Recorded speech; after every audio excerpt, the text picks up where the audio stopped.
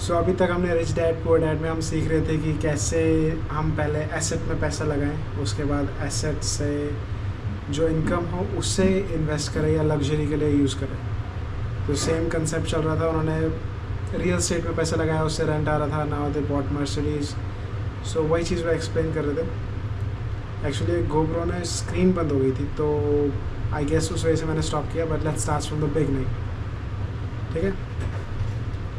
होने की जरूरत हो, कर्ज पर महंगी चीजें खरीदने से देर सवेर वो आदमी उस चीज से चिढ़ने लगेगा, क्योंकि उसके कारण जो कर्ज लिया गया है वो एक भार बन जाएगा। एक बार आप अपने बिजनेस को बनाने, उसमें इन्वेस्ट करने का समय निकाल लेते हैं, तो फिर आप उसमें जादू की छड़ी घुमा सकते हैं, जो अमीरों का सबसे बड़ा सीक्रेट है। ये सीक्रेट अमीरों को भीड़ में सबसे आगे रखता है। अपने काम से काम रखने का इनाम जो आपको उस रास्ते पर चलने के लिए मिलता है जिस पर अमीर लोग चलते हैं। बढ़ते हैं आगे चैप्टर 5 की ओर। लेसन 4, टैक्स का इतिहास और कॉर्पोरेशंस की ताकत। मुझे याद है हमें स्कूल में रॉबिन हुड और उनके सुखी गिरोह की कहानी बताई गई थी। स्कूल टीचर का मानना था कि ये केविन कॉस्टनर की तरह ही एक रोमांटिक हीरो की अद्भुत कहानी है, जो अमीरों को लूटता था और गरीबों में बांट देता था। मेरे अमीर डैडी की नजर में रॉबिन हुड हीरो नहीं था, वे उसे बदमाश मानते थे। रॉबिन हुड को गुजरे हुए तो लंबा समय गुजर चुका है, पर उसके फॉलोअर्स यानी कि चेले आज भी जिंदा हैं। कितनी बार मैंने लोगों को यह कहते हुए सुना है कि इसके लिए अमीर लोग पैसे क्यों नहीं देते, या अमीरों को और ज्यादा टैक्स देना चाहिए और उसे गरीबों में बांट देना चाहिए। रॉबिन हुड का यह विचार कि अमीरों से लेकर गरीबों में बांट दिया जाए, इसी रॉबिन हुड सोच के कारण मिडिल क्लास पर टैक्स का इतना भारी बोझ लदा हुआ है। सच्चाई तो यह है कि अमीरों पर टैक्स लगता ही नहीं है। गरीबों की भलाई के लिए जो पैसा लगता है वो मिडिल क्लास से आता है, खासकर पढ़े लिखे और ज्यादा इनकम वाले मिडिल क्लास से। टैक्स के बारे में पूरी तरह से समझने के लिए हमें इसके हिस्टोरिकल बैकग्राउंड को समझने की जरूरत है। हमें टैक्स की हिस्ट्री को जानने की जरूरत है। हालांकि मेरे पढ़े लिखे डैडी एजुकेशन के इतिहास पर कमाल का ज्ञान रखते थे, पर मेरे अमीर डैडी टैक्स की हिस्ट्री के एक्सपर्ट थे। अमीर डैडी ने माइक और मुझे यह समझाया कि इंग्लैंड और अमेरिका में पहले कोई टैक्स नहीं लगते थे। कभी कभार जंग का खर्च जुटाने के लिए कुछ समय के लिए टैक्स जरूर लगा करते थे। राजा या प्रेसिडेंट के बस कहने भर की देर थी और हर आदमी उसकी कही हुई बात मानकर अपना सहयोग देता था। ब्रिटेन में 1799 से 1816 से बीच नेपोलियन से जंग के समय टैक्स लगाया गया था, और अमेरिका में 1861 से 1865 के बीच हुए सिविल वॉर के खर्च को जुटाने के लिए टैक्स लगाया गया था। 1874 में इंग्लैंड ने इनकम टैक्स को अपने सिटीजन्स पर परमानेंट रूप से लगा दिया था। 1913 में कॉन्स्टिट्यूशन के 16th अमेंडमेंट के साथ ही अमेरिका में भी इनकम टैक्स परमानेंट रूप से लगा दिया गया। एक समय था जब अमेरिकी लोग टैक्स विरोधी हुआ करते थे। इंग्लैंड और अमेरिका दोनों को ही रेगुलर इनकम टैक्स के विचार को जनता के गले उतारने में लगभग 50 साल का समय लगा। अगर इंडिया की बात करें तो 1857 में मंगल पांडे के समय में जो मिलिट्री म्यूटिनी हुई थी, उसका खर्चा पूरा करने के लिए 1860 में सर जेम्स विलियम ने टैक्स की शुरुआत की थी। इन हिस्टोरिकल डेट से हमें यह नहीं पता चल पाता है कि दोनों ही मामलों में टैक्स शुरू से सिर्फ अमीरों पर लगाए गए थे। अमीर डैडी चाहते थे कि माइक और मैं इस बात को कभी नहीं भूलें। उन्होंने समझाया कि टैक्स का आइडिया पॉपुलर बना और उसे ज्यादातर लोगों ने सिर्फ इसलिए माना क्योंकि उन्हें यह बताया गया कि टैक्स अमीरों को सजा देने और मिडिल क्लास और गरीबों में मदद देने का जरिया है। इसी कारण पब्लिक ने टैक्स लॉ के सपोर्ट में वोट दिए और ये लॉ बन गया। हालांकि इसका मकसद अमीरों को सजा देना है, पर दरअसल ये उन्हीं लोगों को सजा देता है जिन्होंने इसे सपोर्ट किया था, यानी गरीब और मिडिल क्लास। एक बार गवर्नमेंट ने पैसे का स्वाद चख लिया तो उसकी भूख बढ़ती गई। अमीर डैडी ने कहा, तुम्हारे डैडी और मैं पूरी तरह से विरोध में हैं। वो एक गवर्नमेंट ब्यूरोक्रेट हैं और मैं एक पूंजीपति यानी कि कैपिटलिस्ट हूं। हमें अपोजिट व्यवहार के कारण पैसे मिलते हैं और हमारी सक्सेस अलग अलग स्टैंडर्ड पर तौली जाती है। उन्हें पैसा खर्च करने और लोगों को काम देने के लिए पैसे दिए जाते हैं। वे जितना ज्यादा खर्च करते हैं और जितना ज्यादा लोगों को काम पर रखते हैं, उनका ऑर्गेनाइजेशन उतना ही बड़ा होता जाता है। गवर्नमेंट में जितना बड़ा उनका ऑर्गेनाइजेशन होता है, उतना ही ज्यादा उन्हें सम्मान दिया जाता है। दूसरी तरफ मेरे ऑर्गेनाइजेशन में मैं जितने कम लोगों को रखूं और जितना कम पैसा खर्च करूं, मेरे इन्वेस्टर मेरा उतना ही ज्यादा सम्मान करते हैं। इसलिए मैं गवर्नमेंट आदमियों को पसंद नहीं करता हूं। उनके गोल्स बिजनेस के ज्यादातर लोगों से हटकर होते हैं। जैसे जैसे गवर्नमेंट के एम्प्लॉय बढ़ते हैं, उन्हें सैलरी देने के लिए उतने ही ज्यादा टैक्स की जरूरत होती है। मेरे पढ़े लिखे डैडी इस बात में भरोसा करते थे कि गवर्नमेंट को लोगों की मदद करनी चाहिए। वे जॉन एफ कैनेडी से प्रेम करते थे और खासकर पीस कॉर्प्स के विचार से। वे इस विचार को इतना ज्यादा चाहते थे कि वे और मेरी माँ दोनों ही पीस कॉर्प्स के लिए काम करते थे और मलेशिया, थाईलैंड और फिलीपींस जाने वाले वॉलंटियर्स को ट्रेन करते थे। वे हमेशा एक्स्ट्रा ग्रांट्स और बजट में बढ़ोतरी की कोशिश करते थे ताकि वे ज्यादा लोगों को भर्ती कर सकें। ऐसा वे एजुकेशन डिपार्टमेंट में अपनी जॉब में भी करते थे और पीस कॉर्प्स में भी। ये उनका काम था। जब मैं 10 साल का था, तब से मैं अमीर डैडी से ये सुनता आया हूँ कि गवर्नमेंट एम्प्लॉइज आलसी चोरों का गिरोह है, और मेरे गरीब डैडी से ये सुनता हूँ कि अमीर लोग लालची और बदमाश होते हैं, जिनसे गवर्नमेंट को ज्यादा टैक्स लेना चाहिए। दोनों ही विचारों के पक्ष में तर्क दिए जा सकते हैं। मेरे लिए ये बहुत मुश्किल था, क्योंकि एक तरफ तो मैं शहर के सबसे बड़े बिजनेसमैन में से एक के लिए काम करता था, और दूसरी तरफ जब मैं घर आता था तो वहां मेरे डैडी होते थे, जो एक नामी गवर्नमेंट लीडर थे। यह तय करना आसान नहीं था कि कौन सही बोल रहा है और किसकी बात पर मुझे भरोसा करना चाहिए। पर जब आप टैक्स की हिस्ट्री को स्टडी करते हैं तो एक दिलचस्प पहलू सामने आता है। जैसा मैंने कहा कि टैक्स का लागू होना सिर्फ इसलिए संभव हो सका क्योंकि जनता रॉबिनहुड के इकोनॉमिक प्रिंसिपल में भरोसा करती थी, जिसमें अमीरों से लेकर बाकी सब में बांट दिया जाता है। प्रॉब्लम यह थी कि गवर्नमेंट की पैसे की भूख इतनी बढ़ गई कि जल्द ही मिडिल क्लास पर भी टैक्स लगाने की नौबत आ गई, और वहां से धीरे धीरे टैक्स का बोझ नीचे की तरफ आता गया। दूसरी तरफ अमीरों ने इसे एक मौके की तरह देखा। वे उन्हीं रूल्स से नहीं खेलते हैं जिनसे पब्लिक खेलती है। जैसा मैंने बताया है, अमीर पहले ही कॉर्पोरेशंस के बारे में जानते थे, जो पानी के जहाजों के दिनों में पॉपुलर हुए थे। अमीरों ने हर समुद्री यात्रा के एसेट के रिस्क को लिमिटेड करने के लिए कॉर्पोरेशन का इस्तेमाल किया।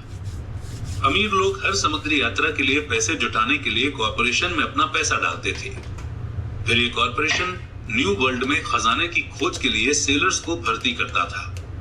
अगर जहाज डूब जाता था तो सेलर्स की जान जाती थी, पर अमीर लोगों को सिर्फ इतना ही नुकसान होता था कि उनका वो पैसा डूब जाता था जो उन्होंने समुद्री यात्रा के लिए दिया था। इस कॉन्सेप्ट को हम थोड़ा और अच्छे से एक्सप्लेन कर देते हैं। देखिए, आपने इंडिया में पब्लिक लिमिटेड कंपनी का नाम सुना होगा। इसमें लिमिटेड शब्द का मतलब हम एक एग्जाम्पल से समझते हैं। मान लीजिए अगर आप एक लिमिटेड कंपनी नहीं खोलते हैं और नॉर्मली बिजनेस करते हैं, और इस केस में अगर आपसे कोई एक्सीडेंट हो जाता है, जैसे कि अनजाने में आपके एम्प्लॉयज की काम करते हुए जान चली जाती है, तो इस केस में आपकी पर्सनल प्रॉपर्टी जैसे कि आपका घर भी उन्हें कॉम्पनसेशन देने के लिए जा सकता है। लेकिन वहीं पर अगर आप एक लिमिटेड लायबिलिटी कंपनी खोलते हैं तो मैक्सिमम लॉस जो आपका हो सकता है वो आपके बिजनेस में इन्वेस्टमेंट है। यानी अगर आपने अपने बिजनेस में से 10 लाख रुपीस इन्वेस्ट किए हैं तो आपसे 10 लाख रुपीस ही मैक्सिमम लिए जा सकते हैं। यानी आपकी लायबिलिटी लिमिटेड है। अमीर लोग किस तरह का खेल खेलते हैं? कॉर्पोरेशन के कानूनी ढांचे यानी लीगल फ्रेमवर्क की नॉलेज की वजह से अमीरों को गरीब और मिडिल क्लास की तुलना में बहुत ज्यादा फायदा मिलता है। मुझे 2 डैडियों ने सिखाया है, जिनमें से एक सोशलिस्ट थे और दूसरे कैपिटलिस्ट। मुझे जल्दी ही यह महसूस हुआ कि कैपिटलिस्ट को पैसे की ज्यादा समझ होती है। मुझे ऐसा लगा कि पैसे की नासमझी के कारण सोशलिस्ट आकर खुद को ही सजा देते हैं। अमीरों से वसूलों का नारा लगाने वाली भीड़ चाहे जितना जोर लगा ले, अमीर लोग उनसे जीतने का रास्ता हमेशा ढूंढ निकालते हैं। इसी कारण टैक्स आखिरकार मिडिल क्लास पर जाने लगे। अमीरों ने इंटेलेक्चुअल्स को अपनी बुद्धि से हरा दिया। सिर्फ इस कारण क्योंकि वे पैसे की ताकत को जानते थे और यह सब्जेक्ट स्कूलों में नहीं पढ़ाया जाता। अमीर लोगों ने इंटेलेक्चुअल्स को किस तरह हराया? एक बार अमीरों से वसूलों का कानून पास हुआ तो गवर्नमेंट की तिजोरी में पैसा आने लगा। पहले तो वो लोग इस बात से खुश हुए कि पैसा गवर्नमेंट एम्प्लॉयज और अमीरों को दिया जाने लगा। गवर्नमेंट एम्प्लॉयज के पास ये पैसा जॉब और पेंशन के रूप में आ गया। अमीरों के पास ये पैसा उनकी फैक्ट्रियों के जरिए मिले गवर्नमेंट कॉन्ट्रैक्ट से आया। गवर्नमेंट के पास ढेर सारे पैसे थे और उस पैसे को ठीक से मैनेज नहीं किया जा रहा था। दूसरे शब्दों में, अगर आप एक गवर्नमेंट एम्प्लॉय हैं और अगर किसी एक साल गवर्नमेंट ने आपको कुछ पैसे दिए हैं काम करवाने के लिए, लेट्स से कि आप एक सिविल इंजीनियर हैं और आपको एक बिल्डिंग बनाने के लिए 10 करोड़ रुपए दिए गए। अगर आप इन पैसों को पूरा खर्च नहीं कर पाते हैं तो अगली बार आपके डिपार्टमेंट को कम पैसे दिए जाएंगे। इसीलिए एक गवर्नमेंट एम्प्लॉय हमेशा कोशिश करेगा कि वो सारा पैसा खर्च करे, बेशक उतने पैसों की असली में जरूरत भी ना हो। दूसरी तरफ बिजनेस में पैसे बचाने के लिए इनाम मिलता है और ऐसा करने पर आपको काबिल माना जाता है। जब बढ़ते हुए गवर्नमेंट खर्चों का ये साइकिल चलता रहा तो पैसे की मांग बढ़ी और अमीरों से टैक्स वसूलों के विचार में अब कम अमीर लोगों को भी शामिल कर लिया गया और इस तरह गवर्नमेंट इतनी नीचे आ गई कि वे गरीब और मिडिल क्लास लोग भी टैक्स के दायरे में आ गए जिन्होंने इसके लिए वोट दिए थे। सच्चे कैपिटलिस्ट यानी कि पूंजीपतियों ने बचने का तरीका खोजने के लिए अपनी पैसे की समझ का इस्तेमाल किया। वे कॉरपोरेशन की सुरक्षा में चले गए, यानी कि वो प्राइवेट लिमिटेड कंपनीज खोलने लग गए जिसके लिए टैक्स रूल्स अलग थे। कॉरपोरेशन अमीर लोगों को सुरक्षा देता है और कई लोग जिन्होंने कभी कॉरपोरेशन नहीं बनाया ये नहीं जानते कि कॉरपोरेशन जैसी भी कोई चीज होती है। मैक्सिमम लोग कंपनीज यानी कॉरपोरेशन को बड़ी बिल्डिंग समझते हैं, लेकिन ये सिर्फ फाइल का एक फोल्डर होता है जिसमें कुछ लीगल डॉक्यूमेंट होते हैं और जो स्टेट गवर्नमेंट की एजेंसी में रजिस्टर होकर किसी वकील के ऑफिस में रखा होता है। ये कोई बड़ी बिल्डिंग नहीं होती जिसके बाहर कॉरपोरेशन का नाम लिखा होता है। ये कोई फैक्ट्री या लोगों का ग्रुप भी नहीं होता। कॉरपोरेशन सिर्फ एक लीगल डॉक्यूमेंट है जो एक ऐसी लीगल बॉडी बना देता है जिसकी कोई आत्मा नहीं होती। अमीरों के एसेट एक बार फिर से सेफ हो गए। एक बार फिर कॉरपोरेशन का इस्तेमाल करना पॉपुलर हो गया। ये परमानेंट इनकम टैक्स लॉ के पास होने के बाद हुआ, क्योंकि कॉरपोरेशन के लिए इनकम टैक्स का रेट पर्सनल इनकम टैक्स के रेट से कम था। इसके अलावा जैसा पहले बताया जा चुका है, कॉरपोरेशन द्वारा कुछ खर्च टैक्स चुकाने से पहले किए जा सकते हैं।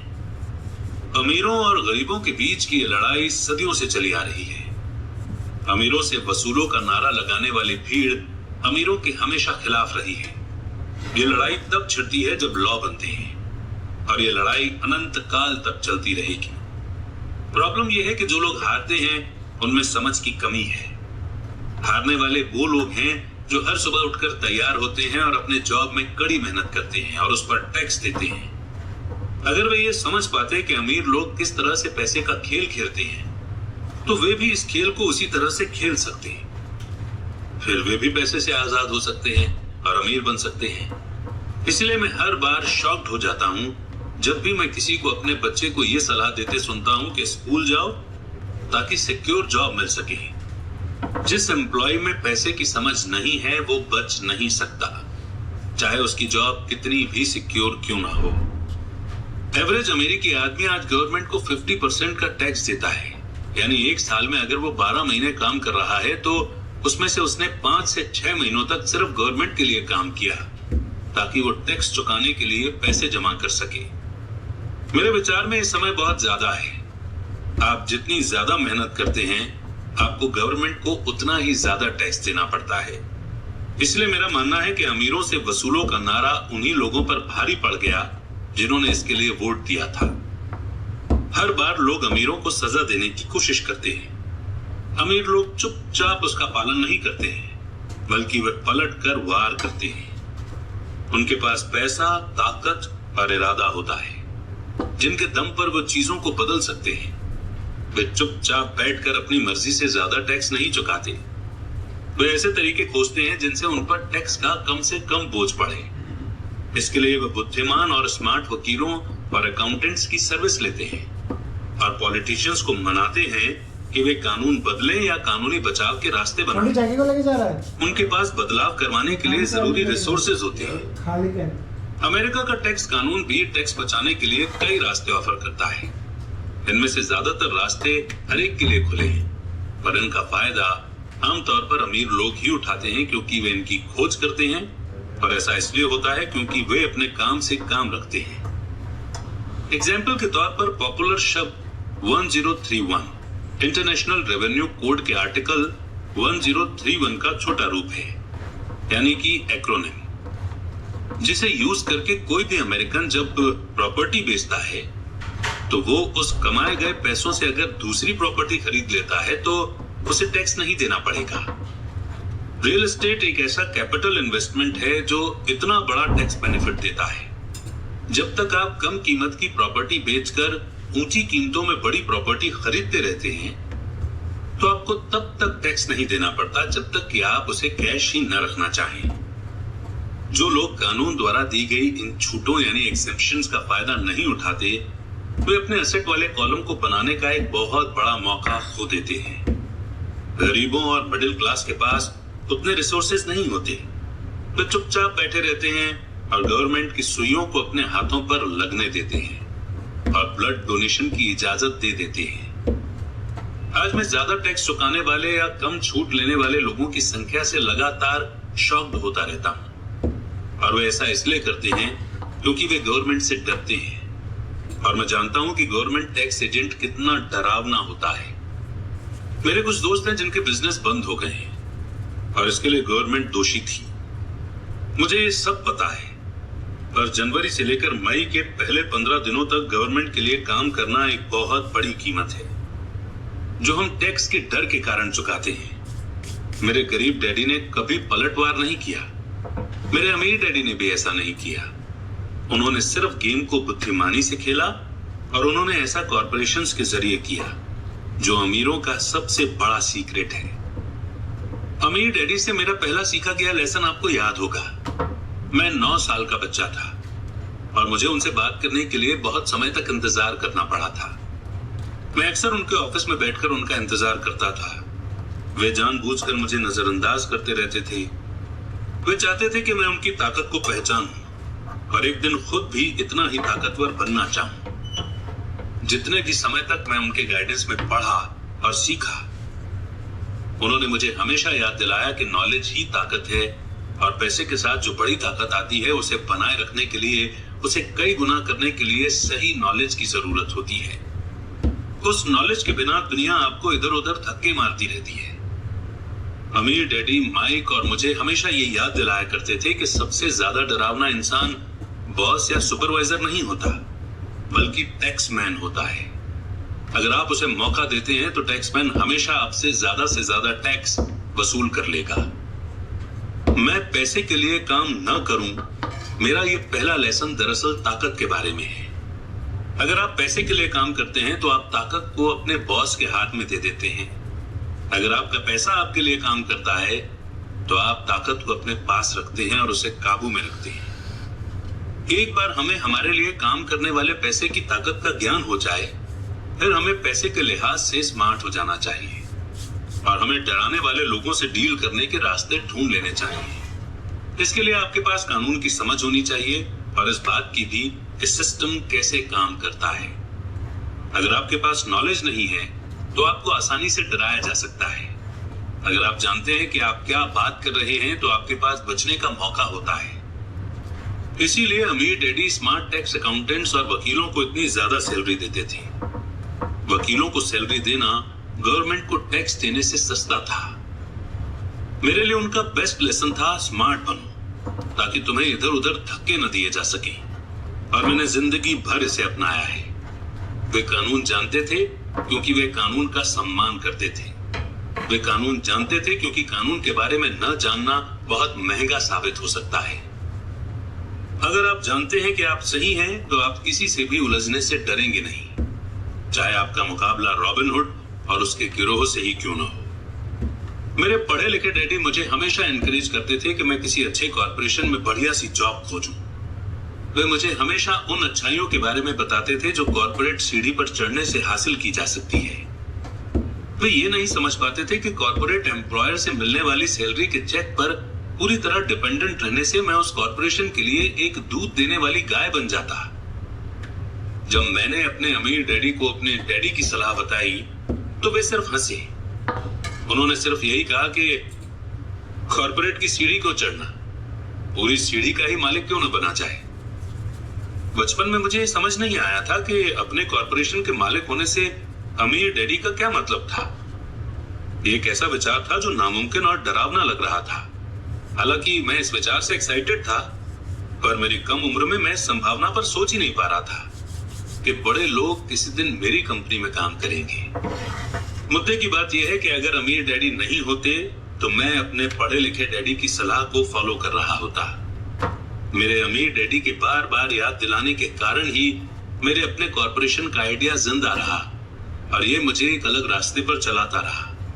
जब मैं 15 या 16 साल का था तो मैं ये जानता था कि मैं उस रास्ते पर नहीं चलने वाला जो मेरे पढ़े लिखे डैडी ने बताया है। मैं नहीं जानता था कि मैं ऐसे किस तरह करूंगा, पर मैंने पक्का इरादा कर लिया था कि मैं भीड़ के साथ नहीं चलूंगा और उस दिशा में नहीं जाऊंगा जिस तरफ मेरी क्लास के साथी जा रहे थे। इस फैसले ने मेरी जिंदगी बदल दी। जब तक मैं 25 साल का हुआ तब तक मेरे अमीर डैडी की सलाह मुझे पूरी तरह से समझ नहीं आई थी। मैंने हाल ही में मरीन कॉर्प्स छोड़ी थी और मैं जेरोक्स के लिए काम कर रहा था। मुझे बहुत पैसा मिल रहा था, पर हर बार जब भी मैं अपनी सैलरी के चेक को देखता था तो मुझे हमेशा निराशा होती थी। कटौतियां यानी डिडक्शन इतना ज्यादा था और जितना ज्यादा मैं काम करता था कटौतियां उतनी ही ज्यादा होती थी। जब मैं ज्यादा सक्सेसफुल होने लगा तो मेरे सीनियर बॉस मेरे प्रमोशन और सैलरी बढ़ाने की बातें करने लगे। ये सुनने में अच्छा लगता था, पर मैं अपने कानों में अपने अमीर डैडी की यह आवाज भी सुन सकता था। तुम किसके लिए काम कर रहे हो? तुम किसे अमीर बना रहे हो? 1974 में जेरोक्स के एम्प्लॉय के रूप में ही मैंने अपना पहला कॉर्पोरेशन बनाया और अपने काम से काम रखना शुरू कर दिया। पहले से ही मेरे एसेट वाले कॉलम में कुछ प्रॉपर्टी मौजूद थी, पर अब मैंने ठान लिया था कि उन्हें ज्यादा बढ़ाया जाए। डिडक्शन वाली सैलरी को देख देखकर मुझे अमीर डैडी की सलाह में समझदारी दिखने लगी थी। अगर मैं अपने पढ़े लिखे डैडी की सलाह पर चलता तो मुझे अपना भविष्य साफ नजर आ रहा था। कई एम्प्लॉयर ये अनुभव करते हैं कि अगर एम्प्लॉय अपने काम से काम रखे तो ये उनके बिजनेस के लिए बुरा होता है। मुझे विश्वास है कि ऐसा कुछ लोगों के साथ हो सकता है, पर मेरे साथ ऐसा नहीं हुआ था। एक बार मैंने अपने काम से काम रखने की ठान ली और अपने एसेट बढ़ाना शुरू कर दिए तो मैं एक बेहतर एम्प्लॉय बन गया। मेरे पास अब एक गोल था। मैं सुबह जल्दी आ जाता था और मेहनत से काम करता था और इस तरह ज्यादा से ज्यादा पैसे कमाता था ताकि मैं उसे रियल एस्टेट में इन्वेस्ट कर सकूं। हवाई में उस समय कीमतें तेजी से बढ़ रही थी और वहां किस्मत चमकाई जा सकती थी। जितना ही ज्यादा मुझे ये लगा कि वहां इन्वेस्टमेंट की संभावनाएं हैं, उतनी ही ज्यादा जेरोक्स मशीनें मैंने बेची। मैंने जितनी ज्यादा मशीनें बेची मुझे उतना ही ज्यादा पैसा मिला और हाँ, मेरी सैलरी के चेक से उतनी ही ज्यादा कटौतियां हुई। ये इंस्पायर करने वाला था। मैं एम्प्लॉय होने के जाल से बाहर निकलना चाहता था और इसीलिए मैं कम मेहनत करने के बजाय ज्यादा कड़ी मेहनत करता था।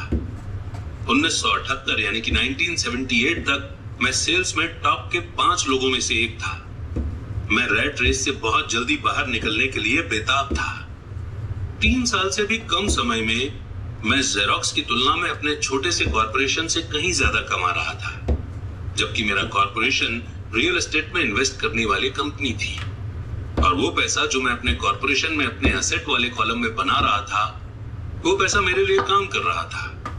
मुझे कॉपियर बेचने के लिए दरवाजे खटखटाने की जरूरत नहीं थी। अमीर डैडी की सलाह में मुझे ज्यादा समझदारी दिख रही थी। जल्दी ही मेरी प्रॉपर्टी से आने वाला कैश फ्लो इतना ज्यादा हो गया कि मेरी कंपनी ने मेरे लिए मेरी पहली कार खरीद दी। जेरोक्स के लोगों को लगा कि मैं अपने कमीशंस बेच रहा हूं, पर मैं ऐसा नहीं कर रहा था। मैं अपने कमीशन को एसेट वाले कॉलम में इन्वेस्ट कर रहा था। मेरा पैसा और ज्यादा पैसा कमाने के लिए कड़ी मेहनत कर रहा था। मेरे एसेट वाले कॉलम का हर 10 रुपए का नोट एक बढ़िया एम्प्लॉय था, जिसकी कड़ी मेहनत के कारण और ज्यादा एम्प्लॉय तैयार होते थे और वो सब मिलकर अपने बॉस को एक नई कार तोहफे के रूप में दे देते थे, और वो भी टैक्स चुकाने के पहले। मैंने जेरोक्स के लिए ज्यादा कड़ी मेहनत करना शुरू कर दिया। मेरा प्लान सही तरह से चल रहा था और मेरी कार इसका जीता जागता सबूत थी। अपने अमीर डैडी से सीखे गए लेसन्स के कारण मैं उस रैट रेस के भ्रम से बाहर निकलने में कामयाब हो सका था और कम उम्र में ही एक एम्प्लॉयर बन गया था। ये पैसे की समझ से ही संभव हुआ था। इस फाइनेंशियल नॉलेज के बिना, जिसे मैं फाइनेंशियल आईक्यू कहूंगा, फाइनेंशियल इंडिपेंडेंस के रास्ते में बहुत ज्यादा मुश्किलें आई होती। अब मैं फाइनेंशियल सेमिनारों में दूसरों को इस आशा के साथ सिखाता हूं ताकि मैं उनके साथ अपना ज्ञान बांट सकूं। जब भी मैं लेक्चर देता हूं तो मैं लोगों को यह याद दिलाता हूं कि फाइनेंशियल आईक्यू एक्सपर्टीज के 4 बड़े फील्ड से आने वाले नॉलेज से बनता है। नंबर 1 है अकाउंटिंग, जिसे मैं फाइनेंशियल लिटरेसी कहता हूं। अगर आप अपना एम्पायर बनाना चाहते हैं तो ये बहुत इंपॉर्टेंट स्किल है। आप जितने ज्यादा पैसों के लिए जिम्मेदार होंगे, उतने ही ज्यादा बारीकी की जरूरत होगी। नहीं तो आपका एम्पायर ताश के पत्तों के महल की तरह ढह जाएगा। ये लेफ्ट ब्रेन का पहलू है जिसमें डिस्क्रिप्शन या बारीकी की जरूरत है। फाइनेंशियल लिटरेसी वो काबिलियत है जिसके सहारे फाइनेंशियल स्टेटमेंट्स को पढ़ा और समझा जा सकता है। इस एबिलिटी से आप किसी भी बिजनेस की कमजोरियों और मजबूतियों को पहचान सकते हैं। नंबर 2 है इन्वेस्ट करना, जिसे मैं पैसे बनाने का साइंस कहता हूं। इसमें टेक्निक, स्ट्रेटेजी और फॉर्मूला की जरूरत होती है। ये ब्रेन का राइट पहलू है, यानी कि क्रिएटिव पहलू। नंबर 3 है मार्केट की समझ, डिमांड और सप्लाई का साइंस, यानी कि मार्केट के टेक्निकल पहलुओं को जानने की जरूरत है जो कि इमोशंस द्वारा चलाए जाते हैं। मार्केट का दूसरा एलिमेंट इन्वेस्टमेंट की फंडामेंटल या फाइनेंशियल समझ है। क्या किसी इन्वेस्टमेंट पे समझदारी है या मार्केट की करंट सिचुएशन के हिसाब से ऐसा करना नासमझी है? कई लोग ये सोचते हैं कि मार्केट को समझना या इन्वेस्टमेंट के कॉन्सेप्ट बच्चों को समझ नहीं आएंगे क्योंकि ये कॉम्प्लेक्स होते हैं। वे ये नहीं देख पाते कि बच्चे इन सब्जेक्ट्स को एक्सपीरियंस से समझ लेते हैं। जो लोग एल्मो डॉल के बारे में नहीं जानते होंगे, उनके लिए ये एक सीसम स्ट्रीट कैरेक्टर थी, जिसे क्रिसमस के पहले बच्चों में खूब प्रमोट किया गया था। लगभग सभी बच्चे इसे खरीदना चाहते थे और अपनी क्रिसमस की लिस्ट में उन्होंने इसे सबसे ऊपर रखा था। पर क्रिसमस के लिए इसका एडवर्टीजमेंट करने के बाद जब ये मार्केट से गायब हो गई तो कई लोग ये सोचने लगे कि कंपनी ने जानबूझकर तो इसे गायब नहीं कर दिया है। इसकी डिमांड बहुत ज्यादा थी और सप्लाई बहुत कम, इसीलिए मार्केट में भगदड़ और हड़बड़ी का माहौल बन गया। स्टोर्स में जब खरीदने के लिए कोई डॉल नहीं बची तो दुकानदारों और दूसरे खिलौने बनाने वालों ने इसमें प्रॉफिट कमाने का मौका देखा। जिन्हें डॉल नहीं मिल पाई थी, वे बेचारे मम्मी डैडी क्रिसमस के लिए कोई दूसरा खिलौना खरीदने के लिए मजबूर हो गए। टिकल मी एल्मो डॉल की जबरदस्त पॉपुलैरिटी मेरी समझ में नहीं आई, पर यह डिमांड और सप्लाई के इकोनॉमिक्स का बढ़िया एग्जाम्पल है। यही बात स्टॉक, बॉन्ड, रियल एस्टेट और बेसबॉल कार्ड मार्केट पर भी अप्लाई होती है। नंबर 4 है कानून के तौर तरीकों की नॉलेज। पर अकाउंटिंग, इन्वेस्टिंग और मार्केट की टेक्निकल स्किल्स के सहारे कॉर्पोरेशन का इस्तेमाल जबरदस्त ग्रोथ दे सकता है। कोई भी आदमी जिसे कॉर्पोरेशन द्वारा दिए जाने वाले टैक्स बेनिफिट्स और सुरक्षा की नॉलेज हो, वो बहुत ज्यादा तेजी से तरक्की कर सकता है और अमीर बन सकता है, जो किसी एम्प्लॉय या छोटे बिजनेस के मालिक के लिए संभव नहीं है। इसमें उतना ही फर्क है जितना पैदल चलने वाले और उड़ने वालों में होता है। ये फर्क बहुत ज्यादा हो जाता है जब हम इसे लॉन्ग टर्म एसेट के कॉन्टेक्स्ट के रूप में देखते हैं। Number 1, tax benefit. एक कॉर्पोरेशन कई ऐसी चीजें कर सकता है जो एक आदमी नहीं कर सकता, जैसे कि ये टैक्स देने के पहले खर्च कर सकता है। ये एक्सपर्टीज का एक ऐसा फील्ड है जो बहुत एक्साइटिंग है, पर इसमें अंदर तक घुसना तब तक जरूरी नहीं है जब तक कि आपका बिजनेस या एसेट बहुत बड़ा ना हो। एम्प्लॉय कमाते हैं और टैक्स चुकाते हैं और फिर जो बचता है उससे अपना खर्च चलाते हैं। एक कॉर्पोरेशन कमाता है, जितना खर्च कर सकता है करता है और फिर बची हुई रकम पर टैक्स चुकाता है। ये अमीरों द्वारा इस्तेमाल किया जाने वाला सबसे बड़ा कानूनी बचाव का रास्ता है। इन्हें बनाना आसान है और बहुत ज्यादा महंगा नहीं है, बशर्ते कि आपके पास अपने खुद के इन्वेस्टमेंट हो जो अच्छा कैश फ्लो दे रहे हो। एग्जाम्पल के तौर पर अपने कॉर्पोरेशन का फायदा ये है कि अगर आपको घूमने जाने का मन है और आपको स्विट्जरलैंड घूमने जाना है, तो स्विट्जरलैंड में लोग बोर्ड मीटिंग रख लेते हैं ताकि खर्चा कंपनी दे। कार का पेमेंट, इंश्योरेंस, रिपेयर वगैरह कंपनी खर्च में डाल दिए जाते हैं। हेल्थ क्लब की मेंबरशिप भी कंपनी खर्च है। ज्यादातर रेस्टोरेंट्स के डिनर भी पार्शियल एक्सपेंसेस हैं और ऐसे भी बहुत से खर्च हैं जो टैक्स चुकाने के पहले किए जाते हैं। 2. कानूनी मुकदमों से सुरक्षा। हम एक लीगल सोसाइटी में रह रहे हैं। हर आदमी आपसे फायदा चाहता है। अमीर लोग अपने क्रेडिटर्स से अपने ज्यादातर एसेट को छुपाने के लिए कॉर्पोरेशंस और ट्रस्ट का सहारा लेते हैं। जब भी कोई किसी अमीर आदमी पर दावा ठोकता है तो उसे यह पता चलता है कि वो कानूनी कवच से घिरा हुआ है और दरअसल उस अमीर आदमी के पास कोई एसेट है ही नहीं। वे हर चीज पर कंट्रोल रखते हैं पर वे किसी चीज के मालिक नहीं होते। गरीब और मिडिल क्लास लोग हर चीज के मालिक होने की कोशिश करते हैं और इसलिए जब उन पर दावा ठोका जाता है तो वे गवर्नमेंट या अपने साथी सिटीजन्स के हाथों अपनी प्रॉपर्टी खो बैठते हैं। उन्होंने रॉबिन हुड की कहानी से यह सीखा है कि अमीरों से वसूलो और गरीबों में बांट दो। इस बुक का मकसद ये नहीं है कि कॉर्पोरेशन बनाने का तरीका बताया जाए, पर मैं कहूंगा कि अगर आपके पास किसी तरह की लीगल प्रॉपर्टी हो तो आप जितनी जल्दी हो सके कॉर्पोरेशन द्वारा दिए जाने वाले फायदों और सुरक्षा के बारे में जान लें। इस टॉपिक पर कई किताबें लिखी गई हैं जो इन फायदों के बारे में डिटेल में बताती हैं और कॉर्पोरेशन बनाने के लिए जरूरी स्टेप्स को भी समझाती हैं।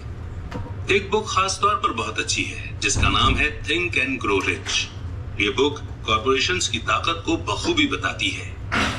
फाइनेंशियल आईक्यू दरअसल कई स्किल्स और क्वालिटीज को मिलाकर बनता है।